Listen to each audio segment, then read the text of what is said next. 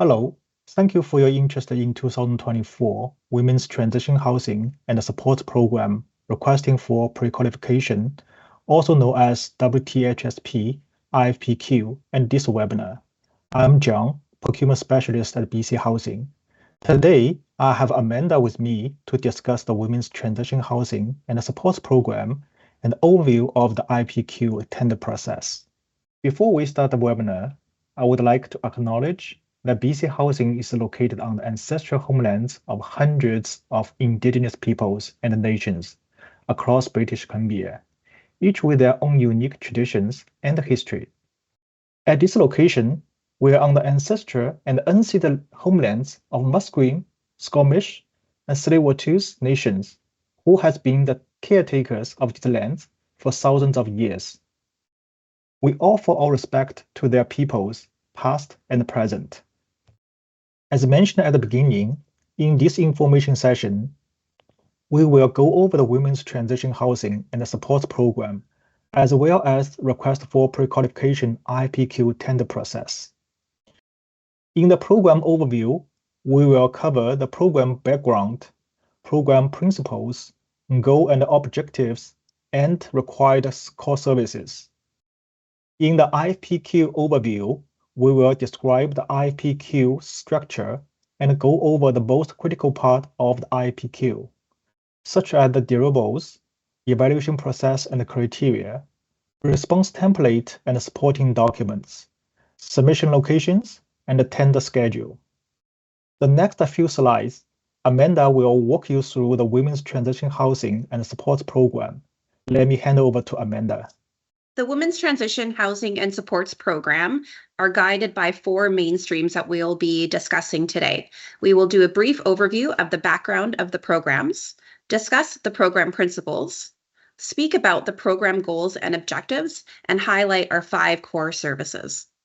The purpose of the Women's Transition Housing and Supports Program in British Columbia is to assist women and their children at risk of violence. Transition houses began with communities of women recognizing a need to respond to the issue of domestic violence and who voluntarily housed and supported women and their children in private homes over 30 years ago. Throughout the 30-year history of the Women's Transition Housing and Supports Program, it is anchored in response to domestic violence, which could include family or intimate partner violence. The dynamics of domestic violence are different from other forms of violence against women and require a specialized response to these situations, as women are more likely to be at risk of repeated and increasingly severe violence, and their children are seriously impacted as well. The results of domestic violence often call for complex support needs for those women and children affected. Starting in 2018, in partnership with nonprofit, service providers, government agencies, community groups, and BC Housing, 1,500 new units will be created under the Building BC Women's Transition Housing Fund for women and women with children who are at risk of violence or have experienced violence. 4 program streams have emerged that are now funded through the Women's Transition Housing and Supports Program: Safe Homes, Transition Houses, Second Stage Housing, and long-term housing.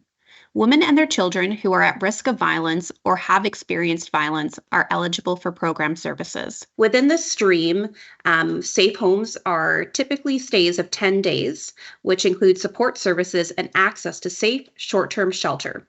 Facilities may include suites in apartment buildings, a townhouse unit, or a house. Transition homes also include support services, safe shelter, and confidential locations.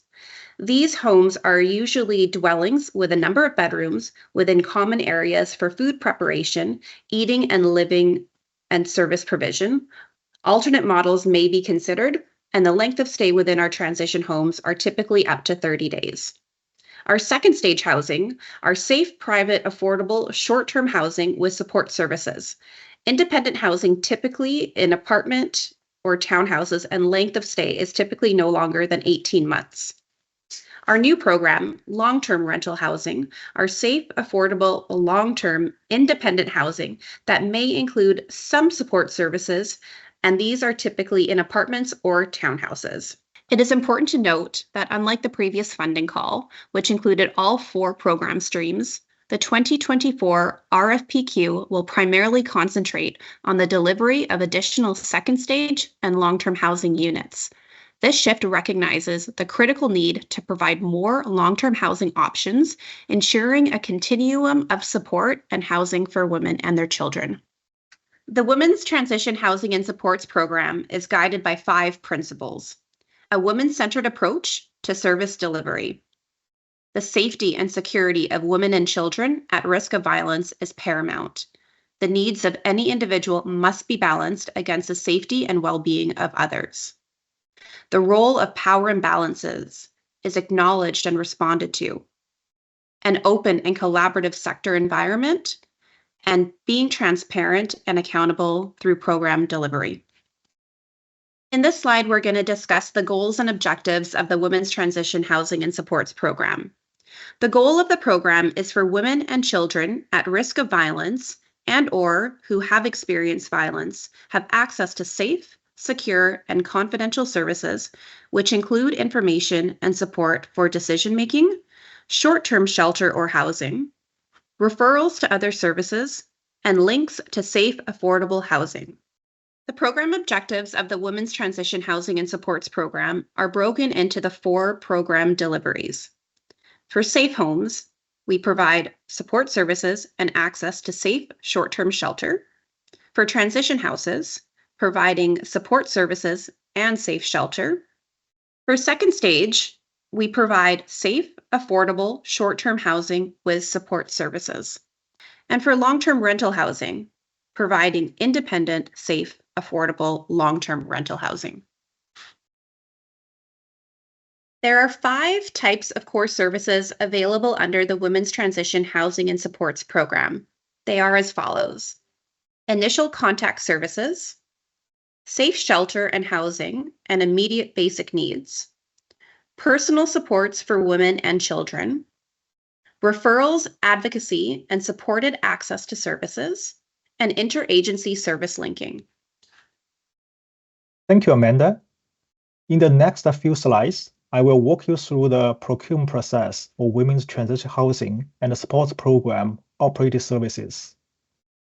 Different from past, this time BC Housing is implementing a 2-stage procurement process, beginning with this first stage request for pre-qualification RFPQ tender call, launched on April 24, 2024. The 2024 RFPQ is an invitation by BC Housing to prospective nonprofit society to submit proposals to be pre-qualified for providing operator services for the Women's Transition Housing and Supports Program units created under Building BC Women's Transition Housing Fund within the province of British Columbia. The intent of this IPQ is to create 5 regional source lists of pre-qualified nonprofit service providers, primarily for the second stage housing and the long-term rental housing for women and women with children at the risk of or experience violence across all regions within the province of British Columbia. The term of the source list will be valid for 3 years of initial term from the date of establishing the source list, with the option to extend the initial terms by 4 additional 1-year terms at BC Housing's discretion. Once the site is identified, BC Housing will launching the second stage procurement process by inviting the operators on the source list pertaining to the site region to respond to the request for proposal IP by submitting a proposal on operating the identified site, including operating budget, staffing schedule, current operational capacity, and the service plan specific to the identified site. Operators whose proposal provide the best solution to BC Housing, and in some cases, who demonstrate its capacity to support the rapid mobilization of the services, will be reached out for agreement and budget negotiation process. The first stage of the procurement process is request for pre-qualification, IPQ. There are 5 parts in the IPQ tender document. Let me walk you through one by one. Part 1 is introduction It provides detailed information about women's transition housing and the support program, procurement process, operate agreement and terms, items required upon notice of award, and other information related to the procurement process. Part 2 is the deliverables. It describes streams under women's transition housing and support program, and the general required services and expectations from the operator when selected. Although there are 4 streams under women's transition housing and support program: Safe Home, Transition House, Second Stage Housing, and long-term rental housing. The 2024 Operator Service RFPQ tender call will be primarily for the second stage of housing and the long-term rental housing streams.